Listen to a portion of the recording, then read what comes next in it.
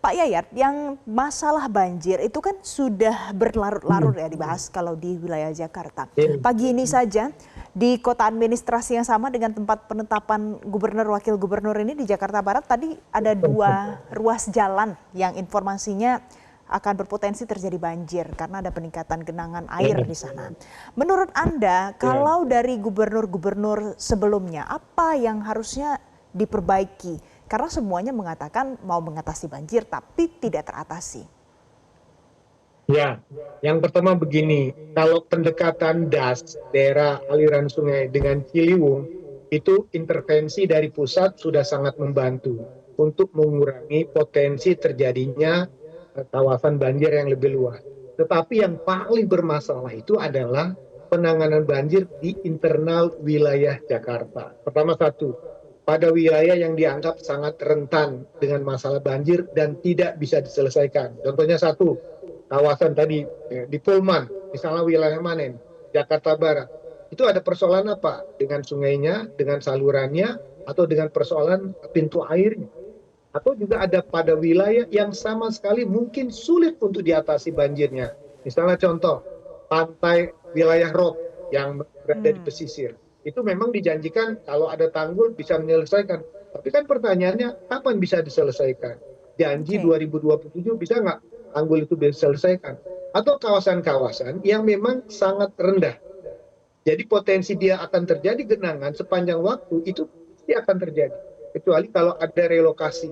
Nah sekarang sebetulnya yang menjadi masalah di Jakarta itu adalah pada penanganan banjir di dalam wilayah.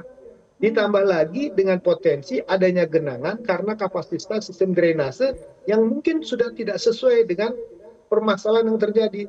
Jadi kan kalau ibarat kita tuh harusnya genangan itu tinggal kenangan. Tapi pertanyaannya kapan genangan-genangan dan banjir itu? Maka harus ada satu konsep. Sebetulnya di masa Pak Anies dulu ada janji akan membuat sumur resapan, akan menambah pompa dan sebagainya.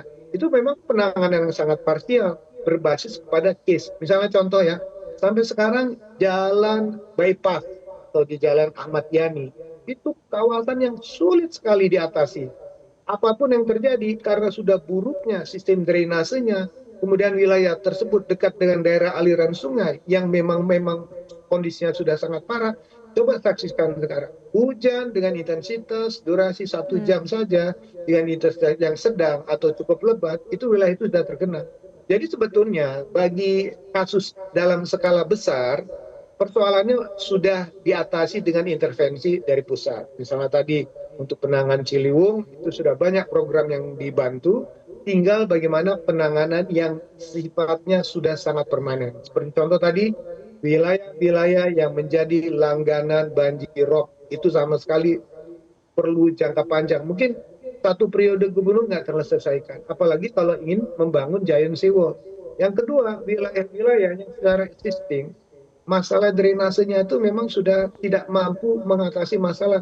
Belum lagi ditambah dengan permukaan tanah yang semakin turun. Jadi semakin banyak wilayah Jakarta yang mengalami penurunan, maka kawasan itu bisa dipastikan akan sulit diatasi karena satu, kemungkinan besar sistem drainasenya tidak maksimal atau tidak mendukung, atau memang kawasan itu sangat sulit untuk diatasi karena begitu padatnya dan sulitnya penanganan-penanganan yang bersifat teknis karena berhadapan dengan persoalan sosial. Contohnya misalnya penanganan banjir di wilayah utara. Ide gagasan sebetulnya sudah ada dibuat dalam rencana tata ruang. Salah satu misalnya membuat polder-polder. Seperti kita ketahui di wilayah Jakarta Utara pun ada kawasan yang bebas banjir, walaupun di pesisir pantai, misalnya PIK. Mereka punya sistem polder, bisa mengatasi masalah penanganan pembebasan tanahnya. Tapi pada wilayah-wilayah seperti di Muara Angke, Muara Baru, atau wilayah yang rentan terkait masalah banjirop, sistem polder itu agak susah karena apa? Karena pembebasan tanahnya juga sangat besar. Nah, kecuali kalau misalnya nanti ada upaya melakukan relokasi. Jadi kalau menurut saya, selama ini gubernur, wakil gubernur sudah belanja masalah. Selama masa kampanye kemarin, semua turun ke lapangan. Semua belanja masalah. Jadi semua belanja masalah itu tentu harus ada skala prioritas. Pertanyaannya, apakah ruang fiskal Jakarta bisa mengatasi nggak untuk menyelesaikan masalah tersebut? Karena persoalan Oke. kalau sudah terkait dengan persoalan geografis, persoalan struktur tanah, itu Itu persoalannya akan bukan susah ya masalah untuk sekedar dihadapi. membuat tanggul atau membuat itu, tapi juga berbuat program jangka panjang yang harus dikembangkan.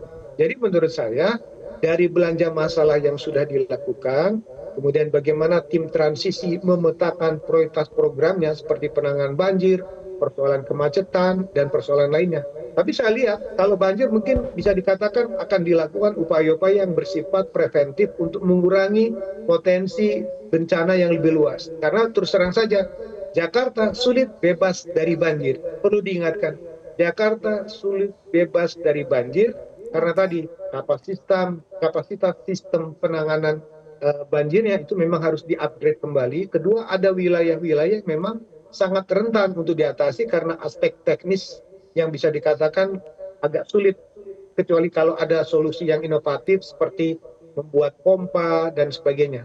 Yang kedua, baik. ada juga persoalan-persoalan yang memang perlu diatasi adalah pada konteks yang mungkin sudah ada kemajuan. Salah satu yang Hmm, cukup menarik adalah penanganan kemacetan itu dengan upaya peningkatan dan perbaikan sistem layanan transportasi.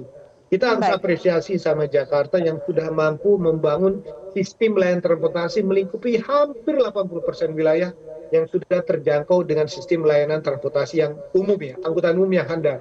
Artinya Oke, selama ini dengan Kal, Jaklingko itu mampu melayani hampir 80% wilayah. baik. Jelajahi cara baru mendapatkan informasi. Download Metro TV Extend sekarang.